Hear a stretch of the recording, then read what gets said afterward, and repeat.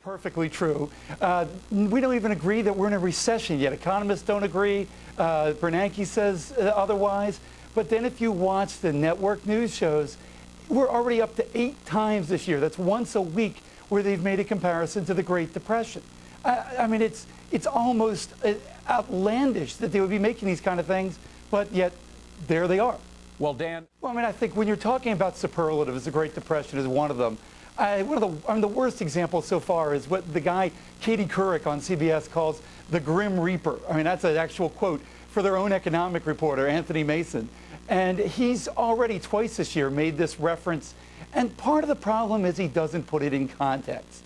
And when you don't put it in context, you forget, yes, housing is down. Nobody is saying that it's not, gloomy right now. But then put it in context and say, we had several record years before this. If you bought somewhere at the beginning of that, and you're still seeing, huge benefit.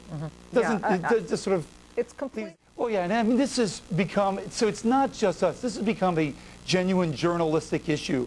I got an email today from the Poynter Institute, one of the, foremost journalistic authorities in the country. They're warning also about how the media may be overhyping recession so much that they're, making this basically a fait accompli. You've got Toll Brothers coming out complaining about how much the media are sensationalizing the word recession.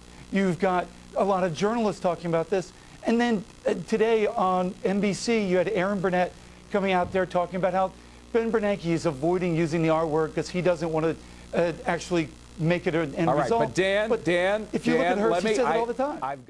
Well, Gary Wolfram, who's one of our advisors, he's an economist, wrote a really good piece this week for us talking about the Great Depression, saying how this is a ridiculous comparison.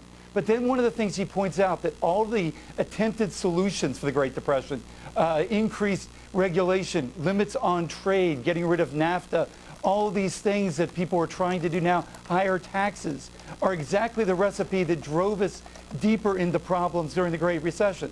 So if you have to fear anything, maybe it's not the present, it might be the future. All right, Dan.